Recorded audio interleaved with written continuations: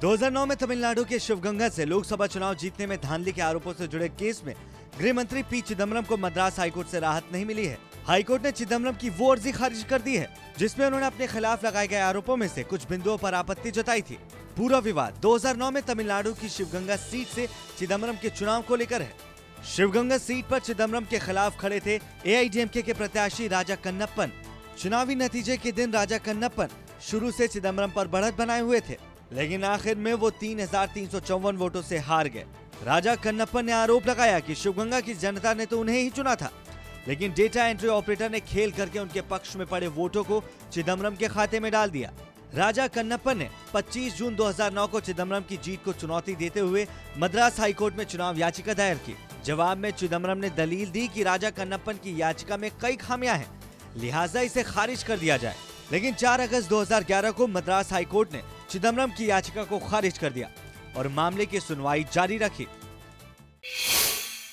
Arushi Hemraj murder case में supreme court से नुपुर तलवार को बड़ा झटका लगा है। सुप्रीम कोर्ट ने नुपुर की वो अर्जी खारिज कर दी है जिसमें उन्होंने हत्या का केस चलाए जाने को लेकर चुनौती दी थी। सुप्रीम कोर्ट ने केस की दोबारा जांच करने की नुपुर की मांग भी ठुकरा दी है। सुप्रीम कोर्ट के इस फैसले के बाद नुपुर तलवार के खिलाफ निचली अदालत में केस चलता रहेगा। नुपुर तलवार की पुनर्विचार याचिका को रद्द कर दिया है। ये रिव्यू पिटिशन पुनर्विचार याचिका जो है ये मैजिस्ट्रेट के ऑर्डर के अगेंस्ट थी, जिसमें मैजिस्ट्रेट ने कॉग्निजेंस लिया था। बेल एप्लीकेशन जहां तक है, बेल एप्लीकेशन जब मेन पिटिशन डिसमिस हो गया है तो बेल पिटिशन ऑटोमेटिकली उसके साथ में डिसमिस है। रक्षा सौदों में दलाली के आरोपी अभिषेक वर्मा के घर पर सीबीआई ने छापा मारा है।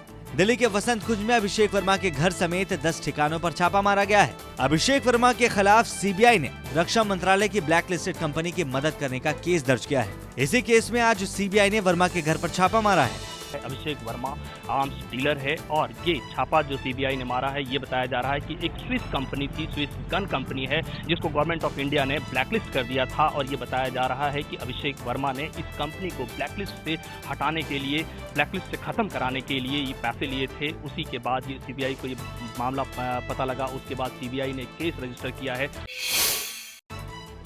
खबर है कि राज्यसभा सांसद सचिन तेंदुलकर दिल्ली में कांग्रेस महासचिव राहुल गांधी के पड़ोसी बन सकते हैं। सचिन तेंदुलकर को राज्यसभा सदस्य होने के नाते दिल्ली में राहुल गांधी के घर के सामने वाला बंगला दिया जा सकता है।